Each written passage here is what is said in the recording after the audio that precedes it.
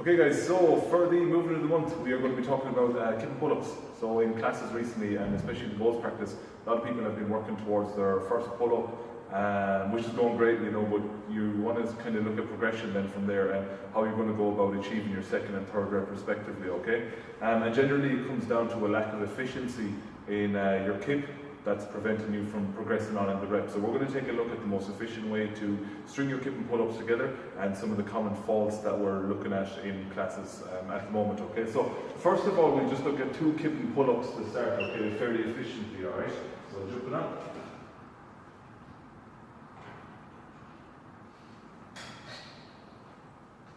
Nice, cool, alright.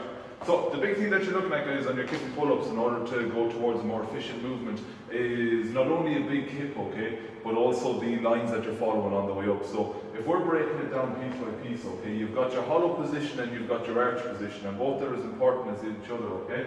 You're looking at keeping the feet tight together. On your arch position, you want to drive the chest forward as far as we can, biceps back behind the ears, making sure your feet are staying together on the back side, and then coming through onto that hollow, we're trying to drive back, pulling down on the bar, but focusing on keeping the feet together on the front side as well. If you're inclined to bend your knees towards the top like so, if we're jumping on down the knees, it's a very inefficient movement, okay, and all of that force that you're trying to generate through the hips is being lost at the knees, and you're going to really struggle trying to get the chin over. So looking at tighter lines, guys, keeping the feet together on the back side on your arch position here, and then your hollow position out the front looking like this.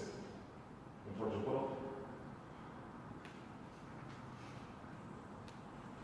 Good.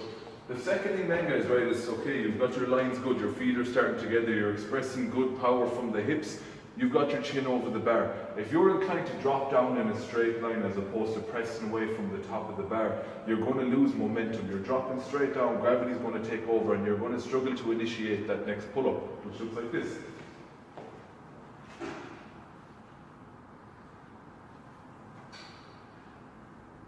Straight away you can see there was no momentum garnished, okay?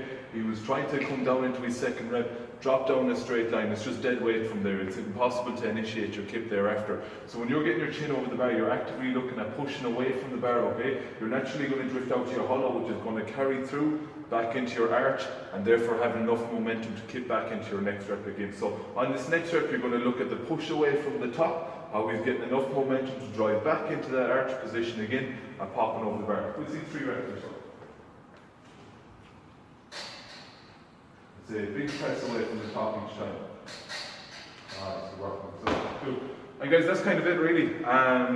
Going towards your second and third rep, you want to make sure you got tighter lines, you're pressing away actively from the top, and that's kind of it. And if you're still struggling with them thereafter, make sure you're asking questions about them in classes, and we'll try to get you get there as quick as you can.